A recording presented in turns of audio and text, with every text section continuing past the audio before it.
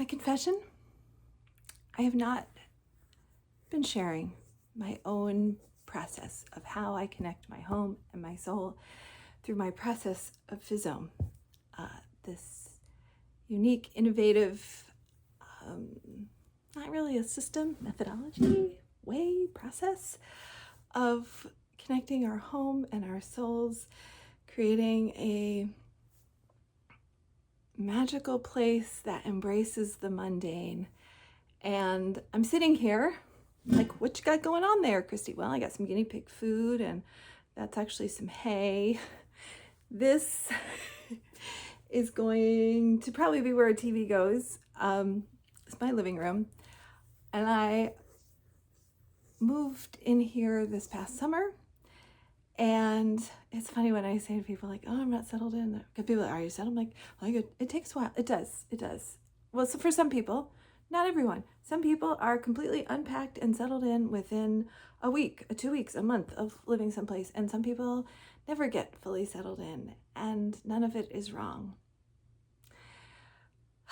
So I thought I would just share. I want to be more transparent because I too have had to battle my own perfectionism and shame around how my home should look and how to share it. And I think right now is just the amazing first chapter of a new success story for me. And I kind of really want to share it. So the reason, as my living room is multifunctional, it functions as like living room, couch, chair to sit, relax, renew, eventually watch TV, hang out with my kiddo. And it's also art studio, costume shop, like sewing room. And pretty soon the guinea pigs will be moving in here. They are long overdue. They have been sharing a room with me, and they are loud. And they're a little feral. They're just, I'm not gonna talk.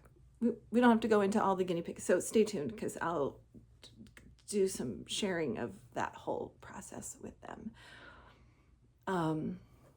But the reason that I wanted to start here with you is the reason why I chose to put my fabrics here. And there's some more over there. Oh my gosh, of course she's got rainbows. What? Of course.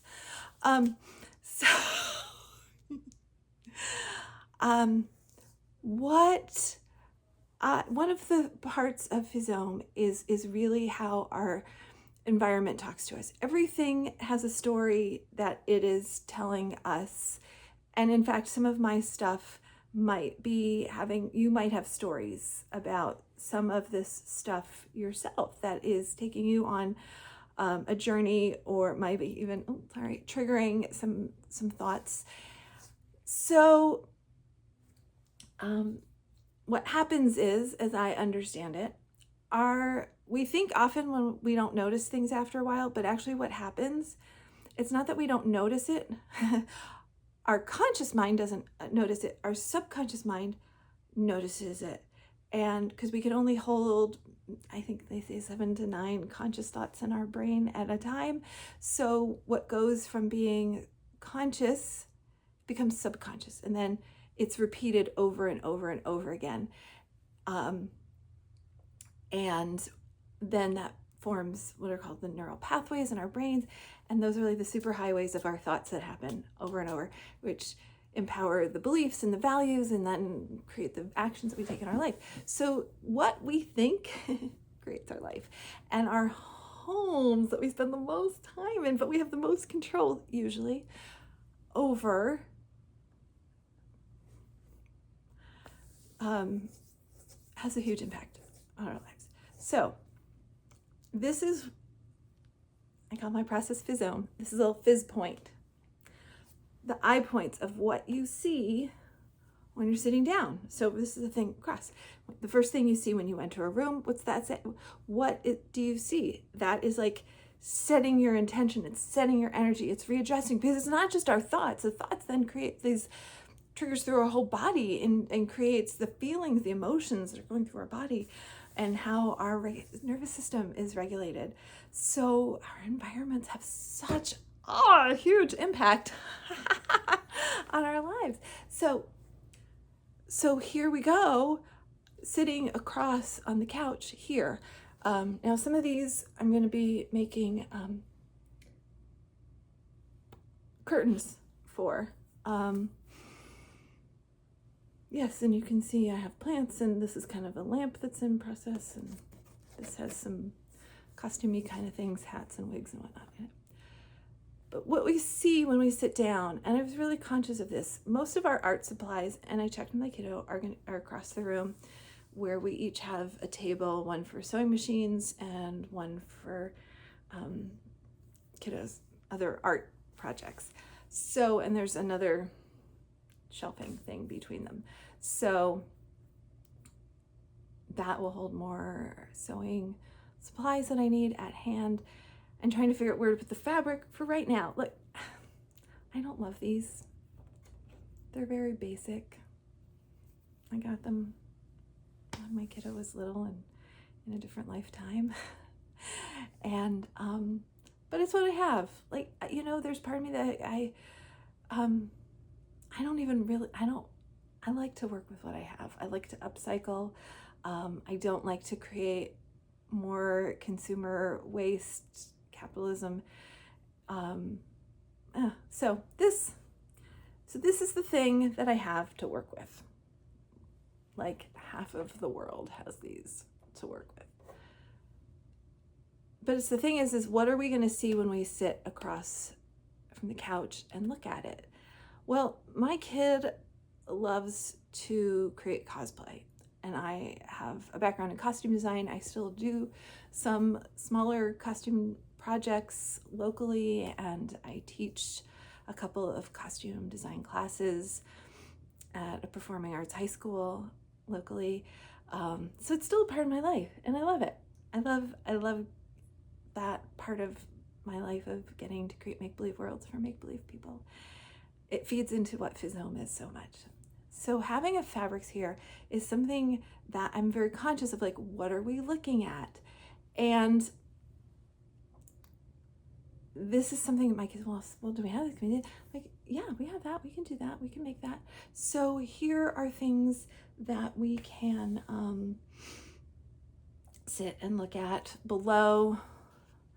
I have some more like fap scabbits or scrap fabric, and foamy stuff that needs bin, and actually some outdoor, because our little patio is out there, so that's got some outdoory kind of stuff that we do.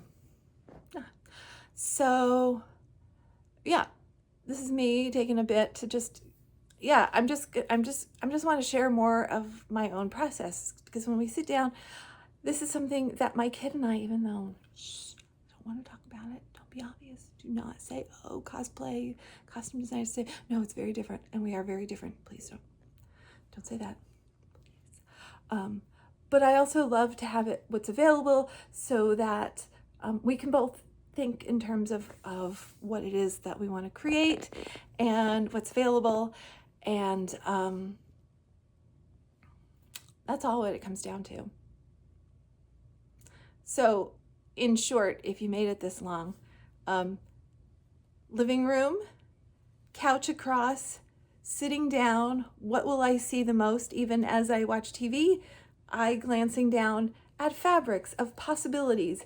Also, my child will see this and its possibilities of what we can create together, of creativity, of what they see me doing in the world also. So that triggers the mind of what's possible. It also, as much as I am working on creating Fizome, all the business stuff, it baffles me at times. It frustrates me. It's a challenge. This is my comfort zone. Theatrical design, creating clothes, expressing who make-believe people are through what they wear, is and understanding deeply who they are and their truth and how to express them. such a joy. So, and then being able to bring that into my own Fizome home and being able to create a home that reminds me of a certain comfort zone that I am good at and well trained at, and I know how to do it very easily. It's easy for me. And even when I don't know in part of the process, there's always like, oh, what's going to happen? I know nobody's going to be naked on stage, you know, when the show opens. There'll always be costumes. So it's also that. There's so many layers to it. So many layers. So we get to be conscious of what it is that we're looking at, what kind of thoughts we want to feed. I'm always checking with my kiddos as far as like what they're saying.